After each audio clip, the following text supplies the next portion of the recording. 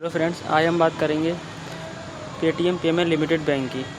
Paytm payment bank limited का licence रद्द होने के बाद बाज़ार में हलचल तेज़ हो गई है। लेकिन दिलचस्प बात यह है कि इस बड़े झटके के बावजूद पेटीएम की पेरेंट कंपनी 197 कम्युनिकेशन के लिए उम्मीदें पूरी तरह खत्म नहीं हुई हैं। ब्रोकरेज बर्नस्टीन ने साफ कहा है कि ये खबर कठोर और चिंताजनक ज़रूर है, लेकिन कंपनी का लॉन्ग टर्म ग्रोथ स्टोरी अभी जिंदा है। यही वजह है कि उसने 1500 रुपये का टारगेट प्राइस बरकरार रखा है, जो मौजूदा स्तर से करीब 30% अपसाइड को दर्शाता है। आरबीआई ने क्यों इतना सख्त फैसला लिया, आइए इसके बारे में जानते हैं। भारतीय रिजर्व बैंक ने पेटीएम पेमेंट बैंक लिमिटेड के खिलाफ ये कार्रवाई करीब 2 साल की जांच के बाद की है। जनवरी 2026 में ही बैंक के नए डिपॉजिट लेने से रोक दिया गया था। पेटीएम का जो शेयर है 1147 पर ट्रेड कर रहा है। इसका मार्केट कैप 73,435 रुपये है। इसका 52वीं हाई 1381, 52वीं लो 808 रुपये है।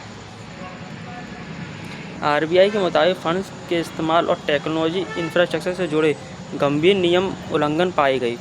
केंद्रीय बैंक ने यहाँ तक कहा कि बैंक का संचालन जमाकर्ताओं और पब्लिक इंटरेस्ट के खिलाफ था और इसे जारी रखना किसी के हित में नहीं होगा।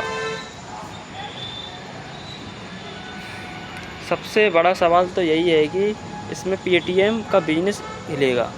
बर्नस्टीन का मानना है कि इसका सीधा असर बहुत सीमित रहेगा, क्योंकि 2024 के बाद से ही पेटीएम ने पीबीबीएल से अपने बिजनेस को लगभग पूरी तरह से अलग कर लिया है, यानी पेटीएम पेमेंट बैंक लिमिटेड से बिल्कुल अलग कर लिया है। कंपनी ने बैंक में अपने निवेश को पहले ही राइट ऑफ कर दिया था, इसलिए अब किसी बड़े वित्तीय झटके की संभावना नहीं है। इस पर कंपनी ने क्या कहा है वो ये जानते हैं। 197 कम्युनिकेशन ने साफ कहा है कि उसके सभी सर्विसेज जैसे Paytm app, UPI, Paytm gold, QR, soundbox और पेमेंट गेटवे बिना किसी रुकावट के पहले की तरह चलते रहेंगे। कंपनी ने ये भी दोहराया है कि पेटीएम पेमेंट बैंक एक अलग इकाई है और उसके मैनेजमेंट या बोर्ड में कंपनी की कोई सीधी भूमिका नहीं है।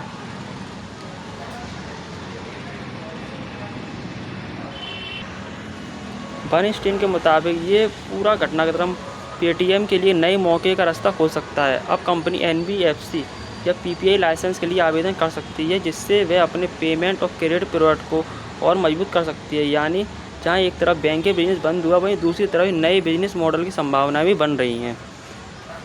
तो आप इसमें निवेश अपने अकॉर्डिंग करें। अभी थोड़ा जोखिम लग रहा है, बाकी आपके अकॉर्डिंग जो आपको सही लगे।